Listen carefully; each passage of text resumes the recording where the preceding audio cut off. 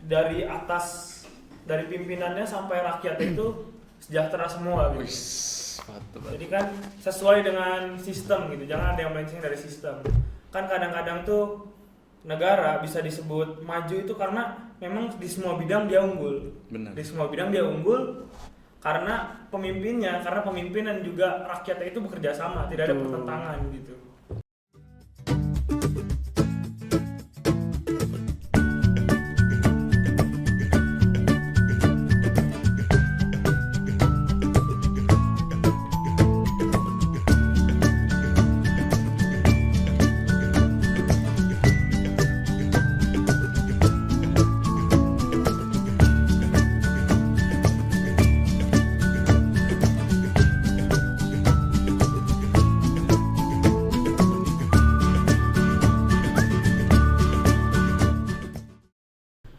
Halo pemimpin muda Banten. Pada kesempatan kali ini kita akan berbincang-bincang selama beberapa waktu ke depan mengenai persiapan Gen Z menghadapi Indonesia Emas 2045. Nah bener banget tuh, karena sekarang udah bunyinya banget yang namanya Indonesia Emas di tahun 2045. Dan juga adanya acara ini adalah kegiatan tersebut dilaksanakan oleh Formosis Banten yang awalnya diambil oleh Departemen 1 dan sekarang dilaksanakan di Departemen 3. Dan kini kita bentuk kerjasama dengan SMAI Nurul Fikri Serang Boarding School. Iya, namun sebelum kita lanjut ke topik pembahasan nih, kita mau kenalan dulu nggak sih? Boleh. Karena ada pepatah yang mengatakan Tak kenal maka tak sayang. Kalau tak sayang maka tak cinta. Waduh. Yaudah, berat banget. Lanjut. Mau Oke. mulai Mungkin mana? dari Mas dulu kali ya, baru ntar saya dan lainnya. Halo, perkenalkan nama saya Hanif Purmeli. Saya adalah anggota Departemen 3 Forum OSIS Banten. Saya William Din Yunus dari Formosis Banten sebagai Ketua 1. Saya Muhammad Nazril Alfikri sebagai sekretaris di organisasi Polisi Santri. Saya Muhammad Adi Dasova sebagai sekretaris OSIS SMAI NFBS Serang. Saya Haris Rahman Handika dari anggota Departemen 1 FOB. Nah, itu dong. Oke, terima kasih kepada teman-teman dari Nurul Fikri yang udah hadir pada hari ini. Mungkin langsung aja kali ya ke pembahasan tentang Indonesia Emas di tahun 2045. Oke, saya mau nanya dulu nih. Menurut kalian bagaimana sih Indonesia Emas yang ideal gitu? Boleh pendapat dari Bro Nazril dulu ya? Ya, mungkin kalau misalnya buat Indonesia Emas yang ideal tuh kayak misalnya kan Indonesia pasti di tahun 2045 tuh kayak rencanain buat Indonesia tuh lebih maju. Betul. Mungkin dari kayak produk lokalnya sebagainya gitu. Ya menurut saya sih kayak lebih dari sebagian kecil dulu ya. Betul. Buat memajukan dulu seperti kayak produk-produk lokal terlebih Produk dahulu. lokal. Ya misalnya seperti baju atau makanan gitu. Soalnya sekarang juga kan udah bisa banyak kita jumpai seperti baju-baju lokal, sepatu lokal, Aero Street ya Iya, salah bener. satunya. Dan itu menurut saya suatu kebanggaan sih anak bangsa bisa membuat produk yang dengan kualitas terbaik gitu ya. Bahkan bisa menyaingi luar negeri juga loh. Oh iya betul. Karena mungkin itu ya target utama Indonesia ya, karena memang target emang Indonesia itu membuat produk itu memang awalnya itu kurang, tapi sekarang itu mungkin ada kemajuan seperti itu. Iya. Kenapa bisa menyaingi produk luar negeri juga karena harganya terjangkau gak sih? Mungkin bisa jadi karena kan kalau dari luar itu bisa dari harganya dan juga lain-lainnya sih seperti itu. Oke. Lanjut ke Bro Soal Bersofa, sorry. Oke. sorry. Kalau menurut aku Indonesia Emas 2045 ideal tuh dimana Indonesia ini di segala aspeknya tuh sejahtera semua gitu, sama rata. Jadi nggak ada yang kayak terlalu di bawah, jadi semua sama rata. Terus kayak kesetaraan gendernya ya gitu nggak Nggak ada beda-beda. perbandingan gitu ya. Jadi kayak dibeda-bedain gitu semuanya. Sama potensi-potensi SDA sama SDM Indonesia tuh bisa dimaksimalkan Oke. secara efektif. Benar-benar sih. Karena mungkin dari SDM Indonesia itu kalau bisa dilihat itu kita melimpah sih ya kan. Iya betul. Tetapi mungkin kita Kualitas. untuk Kualitasnya. kualitas Iya. dan mengolahnya itu kita mungkin belum sepandai kayak Masih luar belum baik. negara luar seperti itu. Dan itu adalah peran pendidikan. Hmm. Jadi bagaimana SDM bisa naik kualitasnya gitu berdasarkan pendidikan yang ada pada suatu negara tersebut gitu. Nah, Oke, lanjut ke Mas Dika ya. Mas Dika. Iya. Gimana tuh? Indonesia emas itu menurut Mas Dika. Ya jadi Indonesia emas yang ideal itu kita tuh dari atas, dari pimpinannya sampai rakyat itu sejahtera semua gitu. Wih, mantap. Jadi kan sesuai dengan sistem gitu, jangan ada yang melenceng dari sistem. Kan kadang-kadang tuh negara bisa disebut maju itu karena memang di semua bidang dia unggul. Benar. Di semua bidang dia unggul karena pemimpinnya, karena pemimpin dan juga rakyatnya itu bekerja sama, tidak ada pertentangan gitu. Jadi semuanya tuh terbuka gitu. Apalagi negara kita kan demokrasi ya. Benar. Demokrasi juga semuanya juga ikut berpartisipasi buat Memajukan suatu negara. Gitu. Jadinya itu yang disebut Indonesia emas gitu. Indonesianya udah maju, udah yang minimal setara gitu dengan negara-negara adidaya sekarang gitu kayak Amerika dan Rusia, itu minimal setara lah, baru bisa disebut Indonesia emas. Sebenarnya nggak perlu nunggu 2045. Iya, betul. Dari sekarang juga kita bisa dari hal kecil dulu ya, seperti kedisiplinan dan belajar itu termasuk hal kecil untuk mengembangkan negara kita sendiri tercinta gitu. Iya, betul. Nah itu cocok banget. Karena udah masuk banget. Karena ini ya, kita dari sistem mulai hal kecil kedisiplinan itu di Indonesia tuh kayak makin hari berkurang. Iya, betul. Kemajuan kayak kedisiplinan dari mereka menghormati yang tua dan muda juga itu udah berkurang nggak sih, bisa dilihat-lihat sekarang Iya itu sih. generasi sekarang. Mungkin itu juga karena dampak dari perkembangan teknologi yang begitu pesat gak sih? Jadi Faktor ya. anak-anak Gen Z terutama ya tidak melihat orang secara langsung, dia melihat di sosial media, tidak tahu tuh kualitas orang yang dia mention di sosial media kayak gimana, umurnya lebih tua dari dia atau Benar. enggak. Jadi semua diratakan sama dia gitu Memang sih. cara pandangnya. Faktor pendidikan juga sih. Pendidikan kan di Indonesia ya masih belum masih belum bisa stabil gitu, masih banyak kan daerah-daerah yang belum mendapatkan pendidikan. Betul. Makanya tata keramanya kurang. Oke. Ini belum, itulah pendidikannya masih kurang. Oke, kita ngomongin masalah pendidikan. Kan di Indonesia sekarang itu ya sudah banyak nih dari generasi-generasi sekarang itu yang udah yang masa tidak kenal sih dengan namanya gadget ya. Apakah memang memberikan dampak positif? Pasti banyak yang mengira pasti akan banyak memberikan dampak positif terutama. Iya. Tetapi apakah dampak negatifnya juga ada? Karena kita lihat ya dampak negatif dari sekarang itu mungkin salah satu yang tadi yang tentang kita itu tidak bisa harus mensamaratakan dan mereka itu kayak asal-asal aja untuk menyampaikan informasi dan lain-lain seperti itu. Kalau menurut pandangan Mas Dika gimana? Ya sebenarnya dari pribadi masing-masing ya. Terus juga pendidikan orang tua. Sebenarnya pendidikan yang pertama itu kan orang tua yang paling dasar banget tuh. Ibu terutama ya. Ibu terutama. Jadinya kalau misalkan sudah diajarkan tata krama dan lain-lain gitu oleh orang tua, itu pasti kedepannya juga mereka juga akan mengikuti apa yang diajarkan orang tua gitu. Dimanapun dia menyampaikan argumentasi, ketika dia sudah punya tata krama, tentunya akan tetap menerapkan tata krama tersebut gitu ya. Akan terus menerapkan yang sudah diajarkan oleh orang tua. Baru akhirnya mereka mendapatkan ilmu dari luar ketika umur 11 atau 12 tahun, ketika masa SMP terutama. Itu tuh pasti mereka akan mencocokologi gitu antara yang sudah diajarkan oleh orang tua, ajarkan orang tua dengan apa yang diajarkan sekolah. Iya, betul. Jadi mereka akan mendapatkan cocokologi di situ. Oke.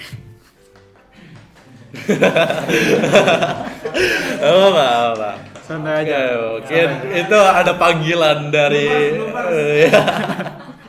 Oke, lanjut. Berarti udah masuk ya. Karena memang kita itu kembali lagi dengan diri kita karena faktor mungkin terutama itu di orang tua ya. Kalau mungkin di faktor sekolah itu kita sudah mungkin diterapkan. Tetapi kan terkadang kita kembali lagi dengan keadaan di rumah ya, kayak orang tua itu sudah jelaskan untuk mengajarkan anaknya seperti apa dan juga apakah memang dia nanti bisakah dan mengontrol dengan diri dia terhadap gadget itu. Mungkin dari aku mau nanya kayak pendapat masih sama pendapat yang tadi aku tanyakan, mungkin dari Mas ya. Mas Sofa boleh, silakan. Ya, dengan seiring perkembangan zaman kan pasti kita juga butuh dengan yang namanya gadget atau teknologi ya. Dimana gadget sendiri juga pasti ada positifnya, ada negatifnya. Benar. Nah jadi itu ya kayak tadi kata Mas Dika, tergantung pribadinya. Kalau dia emang bisa menggunakan secara positif, maka gadget itu akan berujung ke hal yang positif. Dan kalau dia emang dididiknya lebih kayak kurang terdidik, dia pasti bakal kayak ke arah negatif juga, bakal melenceng ujung-ujungnya. Berarti masuk ya, hampir sama, tapi kalau lebih secara garis besarnya aja ya mungkin. Tapi saya tadi belum ngedengar nih pendapat menurut Mas William mengenai Indonesia Emas yang ideal tuh kayak gimana sih? Waduh, kayak kalau menurutku ya emang Indonesia yang memang diharapkan itu kan yang pasti ya negara yang sudah siap dengan adanya teknologi dan juga dengan gisanya mengikuti perkembangan zaman dan siap menghadapi apa rintangan apa aja yang akan terjadi di tahun masa yang akan datang. Karena ya di 100 tahun Indonesia itu ya mau tidak mau harus ada dong namanya perubahan besar-besaran. Bahkan di dalam 2045 itu dikatakan bahwasannya kurikulum dimulai dari SD sudah diajarkan bahasa pemrograman. Apa tuh bahasa pemrograman itu? Kayak Cikres buat ngoding gitu lah. Oh, jadi memang dituntut untuk siap menghadapi teknologi-teknologi yang ada di masa depan. Gitu. Jadi dari SD udah diajarin tuh. Iya betul. Betul gitu karena kalau gue sekarang pokoknya kita SD itu cuma belajar bahasa daerah kayak lebih ke umumnya aja sih sebenarnya. Mungkin sekarang karena udah maraknya dengan teknologi kali ya. Karena mungkin sekarang melihat juga terlalu kompleks yang dipelajari, terlalu banyak mata pelajaran yang ada di suatu sekolah gitu ya. Siswa akan lebih sulit untuk mempelajari hal itu semua. Benar. Jadi bukannya bisa menguasai suatu ilmu, malah sebaliknya gitu. Karena saking banyaknya ya.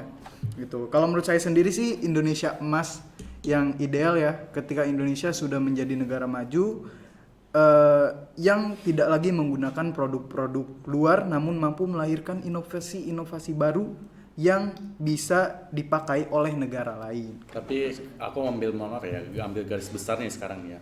Kayak sih Indonesia masih banget membutuhkan produk luar. Karena mungkin ya kalau misalnya Indonesia sampai negara sekiranya udah melebihi dari batas negara-negara lain, itu menjadi sebuah peringatan terhadap negara Indonesia. Seperti itu sih. Oke, berbicara mengenai Gen Z nih, banyak riset yang mengatakan bahwasannya generasi Z ini rentan sakit. Nah, menurut kalian gimana tuh? Nih, mungkin dari Mas Nazril. Kalau buat sakit sih ya itu tergantung diri sendiri sih, kayak ngejaga kesehatannya kayak gimana, olahraganya kayak gimana. Mungkin kan kayak Gen Z itu bisa dibilang kayak orangnya malas lah apa gimana gitu, kayak sering rebahan, mageran. Betul. Cuman scroll aja kegiatannya. Kayak gitu-gitu. Kan mungkin ada yang orang yang milih rebahan, ada yang orang yang lebih milih kegiatan yang produktif gitu, misalnya kayak olahraga gitu. Lanjut dari Bro Sofa gimana tuh? Kalau buat kesehatan kan juga tergantung dari pola hidup dia kan. Gimana cara dia ngejaga kebugaran tubuhnya sama pola kegiatan dia tuh gimana. Jangan kayak misalnya kalau Gen Z kan ada yang kayak tadi malas-malasan, cuman ada juga yang kayak maksain dirinya, kayak misalnya dari pagi belajar malam kerja gimana nanti kalau dia kayak maksain terus sama kegiatan-kegiatan yang berlebihan juga ujung-ujungnya nanti sakit. Ada tambahan nggak Mas Dika? Kalau untuk kesehatan Gen Z itu sebenarnya sama nggak sih, semua generasi juga untuk kesehatan tergantung pola hidup. Iya betul. Tergantung pola hidup. Kalau pola hidupnya nggak sehat ya pastinya sering sakit lah. Kalau pola hidupnya nggak sehat, cuman kan kalau kita olahraganya rajin, sering beraktivitas, gak malas-malesan, terus ibadahnya juga rajin salat tahajud gitu. Masya Allah, tabarakallah. Contohnya ya. Wah, bisa dicontoh nih ya berarti ya. Kirain dari Mas gitu kan. Enggak ada temen gitu kan, dia rajin sholat, rajin ngaji, rajin olahraga itu dia imunnya kuat, imunnya kuat. Ya mau Jadi, dunia akhiratnya iya. kuatnya ya. Jadi rohani dan jasmaninya itu setara gitu. Oke. Sebelum lanjut kita kayaknya minum dulu guys. Boleh, silakan dong. Agak haus. Ini agak serak ya. Tahu nih panitia tidak menyediakan ya. Oh. Tolong yang baik kita minta. Udah silakan dulu. Enggak, Mas. Air putih aja karena lebih sehat Lebih itu air sehat. putih ya. Karena asli ya, sekarang itu banyak Gen Z yang mereka tuh sakit itu gara-gara ini usus buntu akibat mengonsumsi usus buntu apa ya? Kayaknya mengonsumsi makanan yang Manis. manis-manis yang serba instan. Iya. Waduh. Manis lagi. Apalagi kan di sekolah ini kan boarding school ya. Iya. Banyak tuh yang kayak nggak cocok sama makanannya jadinya bikin mie. Iya, Bener-bener gitu bikin masak nugget. Oke. Kalau di sini tuh hal seperti itu diperbolehkan atau enggak ya? Sebenarnya tuh ada aturannya, ada aturannya untuk hal seperti itu. Cuman ya mungkin banyak yang melanggar gitu. Udah ada aturannya, mungkin banyak yang melanggar. Sudah diatur semuanya di sini. Tapi Cuman, Oke. ya, ya gimana ya? karena ini mungkin ya lihat kondisi kali. Karena kan tau lah Gen Z itu orangnya gampang mageran kan. Jadi maunya jadinya itu serba instan, tapi tidak tahu tuh kayak sebenarnya sih kita nih ya, kalau bisa dibilang ya Gen Z itu udah tahu dampak buruknya mengonsumsi yang namanya makanan manis. Mohon maaf, tahun kayak di dulu itu kayak generasi milenial itu sudah banyak mengonsumsi yang namanya makanan manis. Tapi tidak ada kejadian kayak terjadinya banyak sekarang ini yang namanya usus buntu. Nah itu karena sekarang itu mungkin pertama ya faktor dia mengonsumsi makanan cepat saji dan juga terhadap Aktivitasnya yang kurang. karena gitu. Karena kalau dilihat-lihat juga karena kita udah aktivitasnya lebih ke teknologi dan akhirnya aktivitas kita di luar itu belum mulai berkurang. Nah itu mungkin jadi faktor lumayan gimana ya tinggi di Indonesia itu. Nah mungkin gimana ya menurut Panda kayak saran kayak apa sih sebuah hal yang misalnya untuk mengurangi dampak-dampak yang sekiranya berkurang lah kasus-kasus kesehatan usus buntu ini. Mungkin dari Mas Dika. Ya untuk mengurangi ya. Iya. Ya sebenarnya kalau untuk mengurangi sih emang harus diedukasi sih, edukasi terus menerus gitu. Karena ya kalau orangnya udah batuk ya bukan ya. Mau dibilangin Kalau- seperti apapun kan Iya nggak bakal nggak denger. bakal berhenti juga gitu. Ya contohnya ya jangan makanan instan lah, yang paling banyak aja rokok. Oh iya, Iya, ini benar bener. banget. Gen Z yang marak-marak dengan rokok. Orang baru pertama kali ngerokok kan batuk ya. Ah. Kalau sekarang orang malah kalau nggak ada rokok malah batuk. Iya betul. Bahkan kalau bisa nggak usah makan gitu ya. Nggak usah makan, Kenyang ngerokok aja. rokok. Rokok aja. Kenyang. Jadinya Kereta tuh- uap cuy. Iya. Jadinya ya itu sih yang paling berbahaya dibandingkan makanan instan sih itu. Cuman yang nggak jauh beda Iya, nggak jauh bahayanya. Benar. Emang semuanya kalau yang berlebihan juga Nggak baik. nggak baik. Baik. Gitu. Emang kembali lagi Ke terhadap diri dirinya masing-masing. Masing.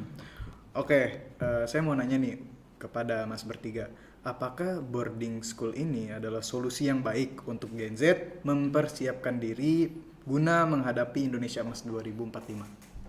Mungkin dari Mas Dari Nazril. Nazril dulu aja. Ya kalau misalnya buat solusi terbaik di boarding school sih ya baik sih, soalnya emang di sini juga kita terjaga, aktivitasnya juga kayak Terkontrol udah, ya gitu. terkontrol gitu, udah teratur.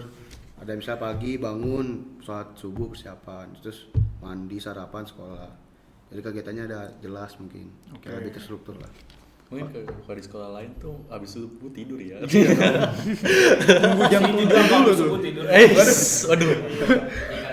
Dika doang ya, dia Mas Dika doang ya. Maksudnya saya doang Oh, ya. iya. Oh, tadi katanya itu Mas Ado. Benar sih, ya, itu sudah harus teratur sih. Iya.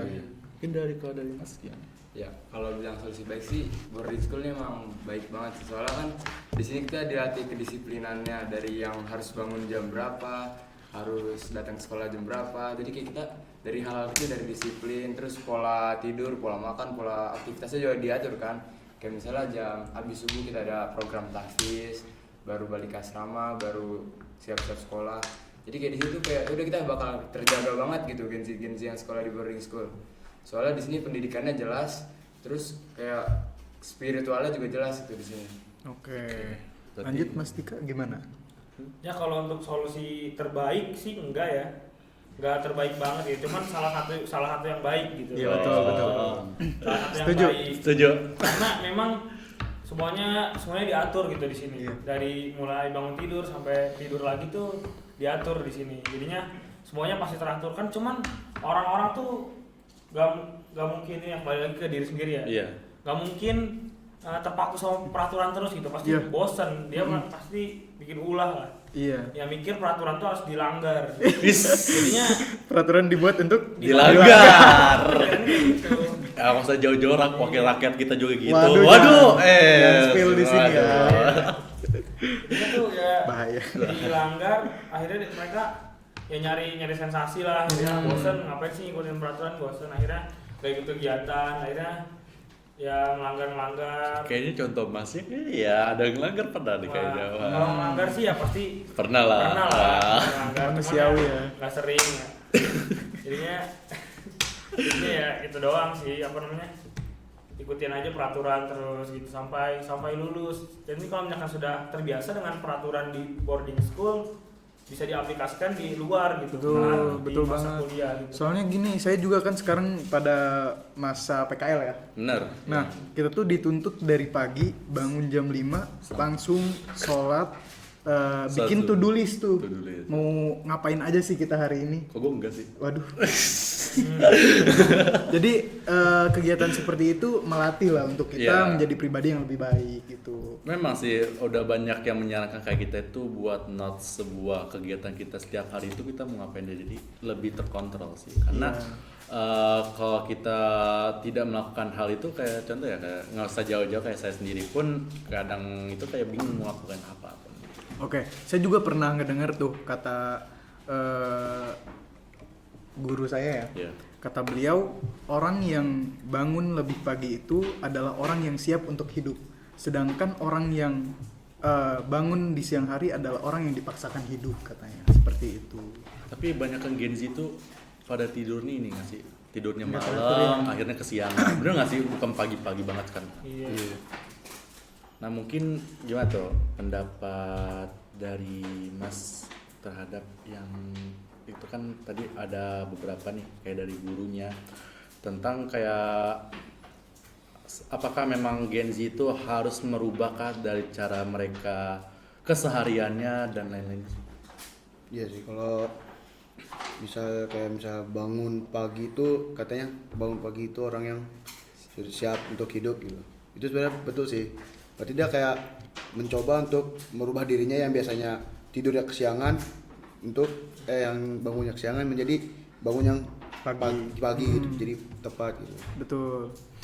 Saya mau nanya sih Mas.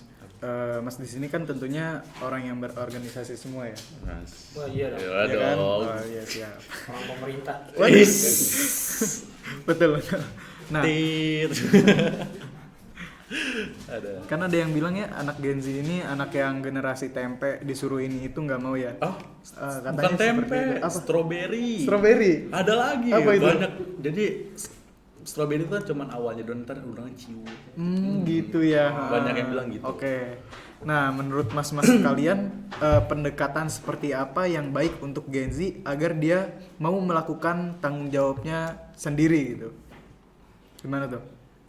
Ada yang ingin berpendapat nggak? Kalau pendekatan pasti yang paling penting tuh harus kayak sesuai sama orangnya. Misalnya orangnya tuh sukanya olahraga, pasti bisa dipakai buat pas pendekatan olahraga. Kalau orangnya lebih suka kayak ini di kelas belajar edukasi, ya berarti pendekatannya harus lewat kayak cara-cara edukasi, entah seminar atau dan lain-lain. Oke, ada pendapat yang lain? Ya kalau untuk menguatkan mental gitu ya, menguatkan mental dan juga fisik sih, ya kita bisa melatih dengan cara semi militer aja kali. Semi militer. Serem juga.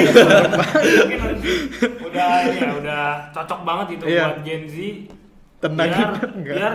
biar apa namanya? Ya mentalnya kuat. Biar ya ajarkan yang itu lah mengenai kerasnya kehidupan. Betul. Biar tuh siap gitu kan. Kayak di Cina dong.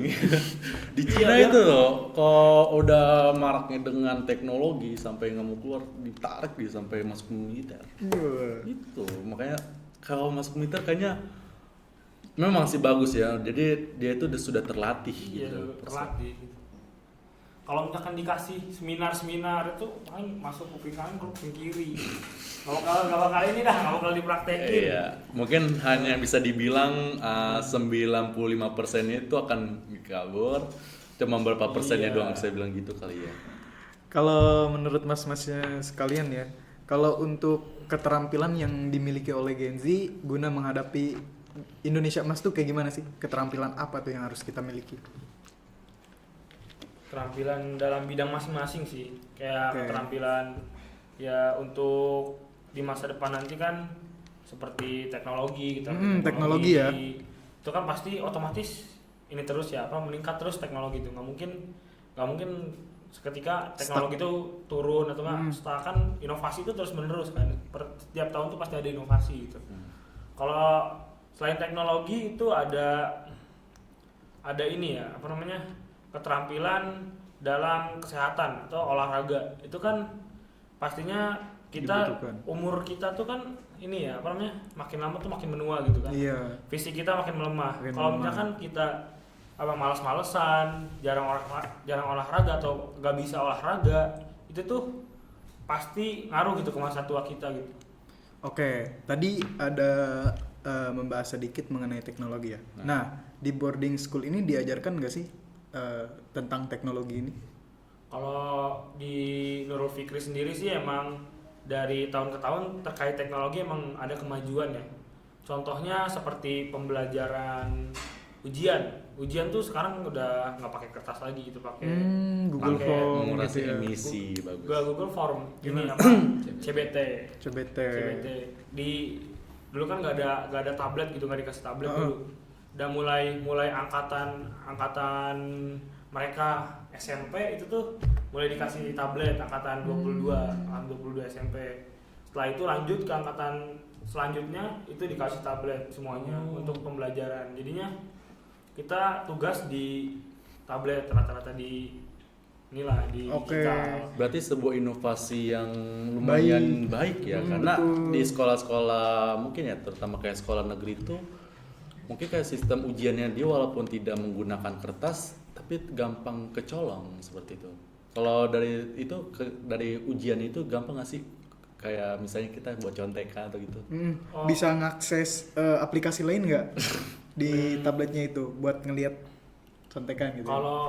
Nah itu tuh juga mendorong inovasi juga sih sebenarnya. Kalau misalkan kita udah bisa ngebobol gitu. CBT, terus ketahuan, cari cara lagi, terus ngebobol lagi gitu kan.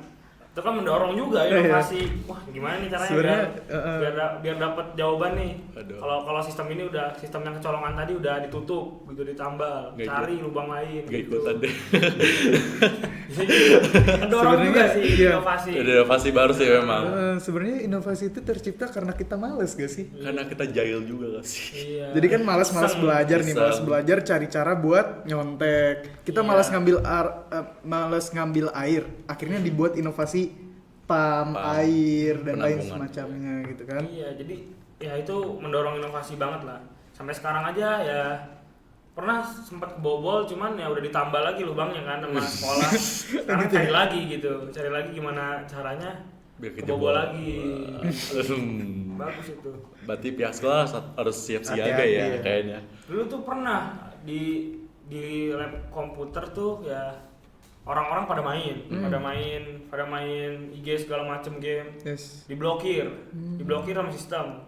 Ada aja orang-orang yang ngebobol gini caranya, ada yang kelawan gini caranya bobol, bisa lagi Anak NF ini sangat-sangat ini ya, Bobol. bobol banget ya. tutup lagi. Bahkan dulu tuh pernah karena saking ininya mereka buat sistem yang kalau misalkan sekian komputer udah nyala berapa menit itu listriknya mati. Kayak ngejepret gitu di. Oh. Nah, akhirnya mereka membuat inovasi, akhirnya Betul. diikat dah tuh biar gak turun. Saklarnya tuh gak turun, diikat, akhirnya gak turun-turun, nyala terus komputernya, kayak gitu. Kayaknya berarti inovasinya jaringan listriknya putus kali ya. Iya. Sebetulnya- Jadi itu putus, meledak gitu kan, Iya. otomatis enggak. Aduh bahaya. Tapi kan yang kayak gitu ya memicu critical thinking dari siswa ya. Bener. Sedangkan sekarang nih marak banget penggunaan AI. AI. Nah, mau ngomongin masalah AI nih ya, karena kan terutama nih ya, kayak di Gen Z itu marak banget AI ini digunakan dalam kehidupan kita sehari-hari. Karena kita udah itu nggak sih lebih kebergantungan banget sekarang bisa dilihat. Iya sih. Kalau di Sama AI. kalau di sini ada yang menggunakan AI gak sih? Ada. Banyak. Ada banyak. Menurut GPT itu tau. itu. Nah, masalah tentang ChatGPT ini ya, mungkin aku mau nanya ke Mas Nazril. Iya. Nah, apakah memang ChatGPT ini bisa memberikan dampak yang sekiranya baik untuk Gen Z? Karena gini, kalau memang memberikan dampak Gen Z itu baik, pasti akan mengurangi kan namanya pekerjaan manusia kan. Nah, tetapi apakah kita nih nggak tahu nih ya, pemikiran antara manusia itu kan ada berbeda-beda, ada yang meluas, ada yang dangkal, ada yang stuck di situ aja atau enggak kayak menetap. Nah, bagaimana nih kayak faktor-faktornya yang sekiranya ada yang pemikirannya itu dengan AI?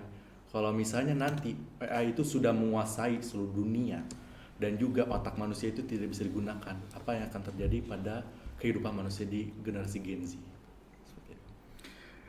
Itu mungkin terlalu jauh ya kita berpikir. Namun menurut saya sih Mas ya, menurut saya yang namanya penggunaan AI itu harus didasari oleh pemikiran kita juga sebagai penggunanya. Kalau misal kita mikir AI itu adalah teknologi yang dibuat untuk menyelesaikan pekerjaan kita, itu salah. Namun kita itu harus berpikir bahwa teknologi ini adalah yang membantu pekerjaan. ya, membantu pekerjaan agar lebih mudah dan juga kita lebih produktif. Nah, harusnya pemikiran kita sebagai penggunanya seperti itu sih. Kayaknya harus dirubah sih memang. Harus dari diri kitanya juga harus bertanggung jawab gitu ya. Oke, ngomongin masalah masih berbincang dengan teknologi ya.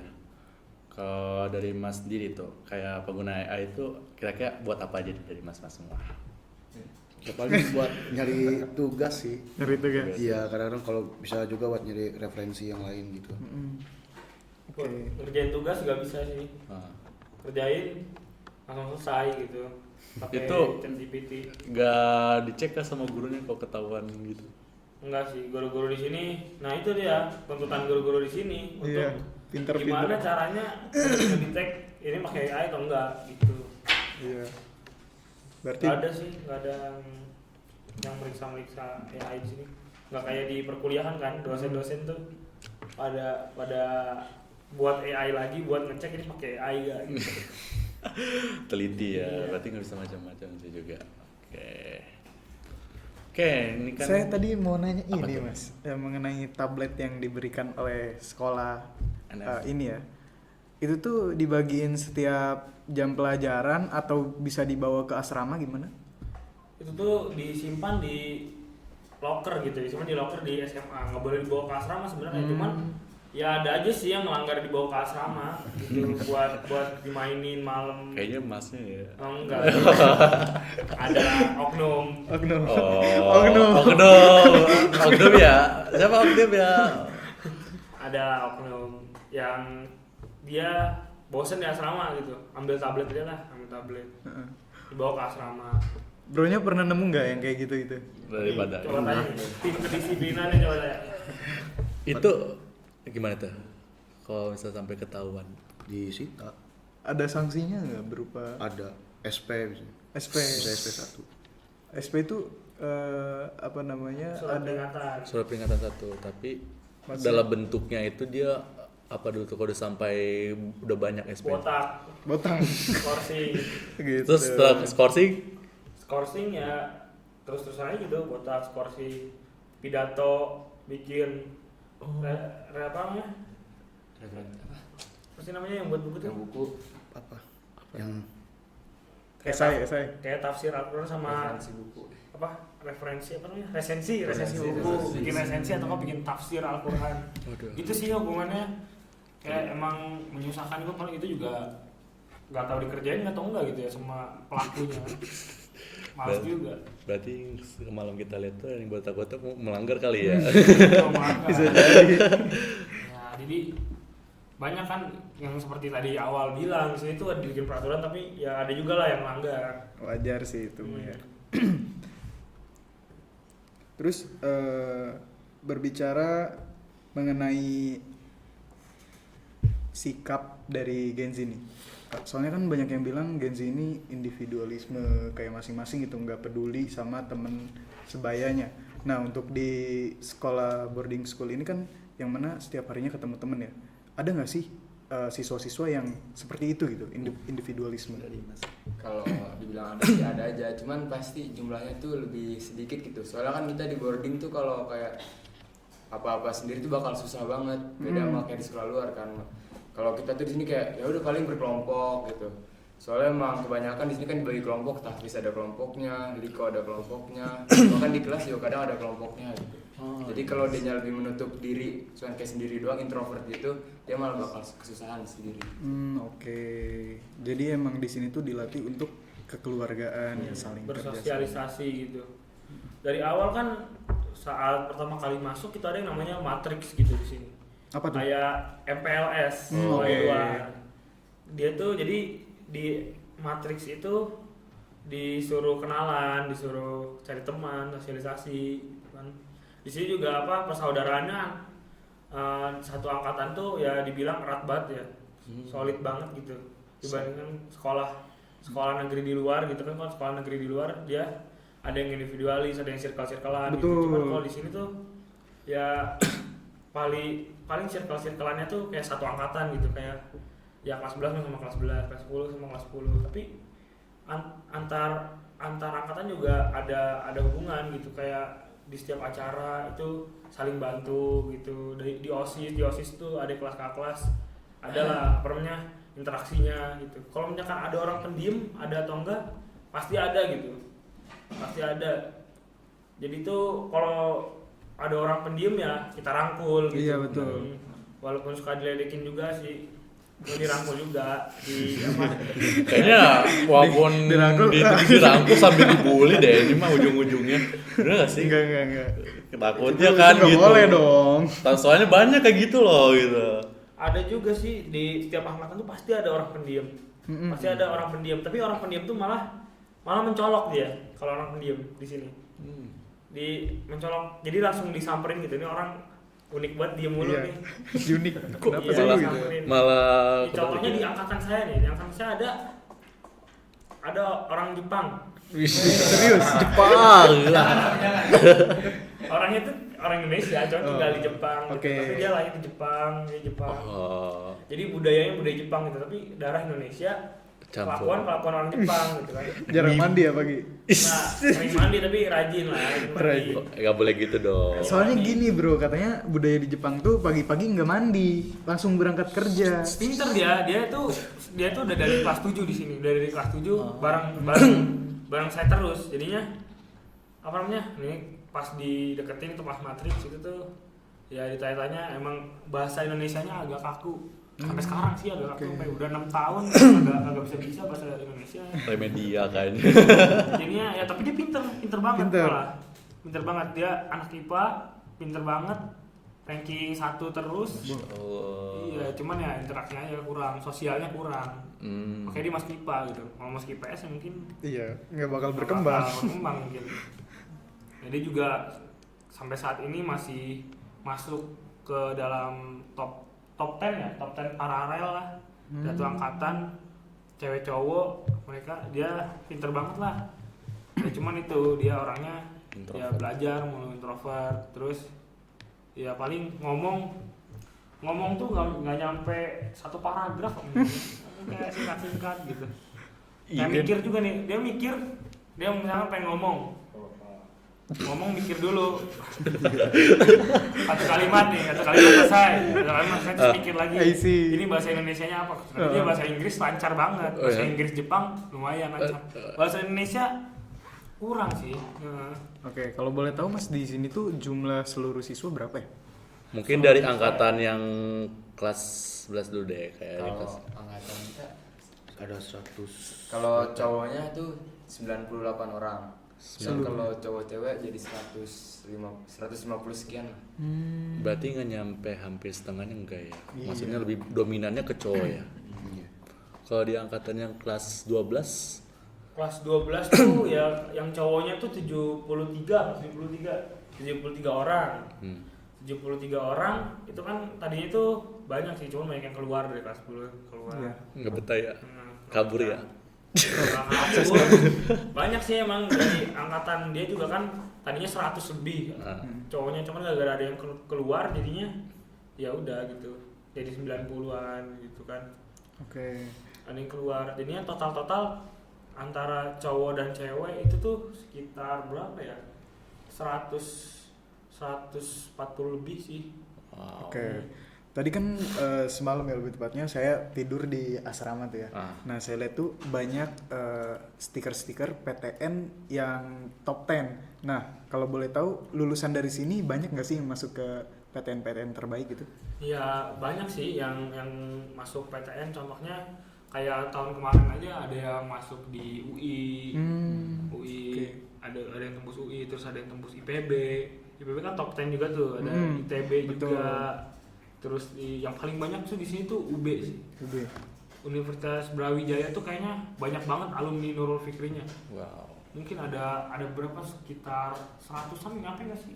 Banten Alumni? menguasai. Nyampe. Banten Nyampe. menguasai. Iya, UIB. di UB. Makanya disebutnya kalau di sini universitas bersama. Nah. Ini emang Beda pada- sendiri Iya. singkatannya.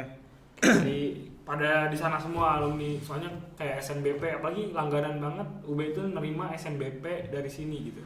Wah. Jalur undangan dari sini, sering banget gitu.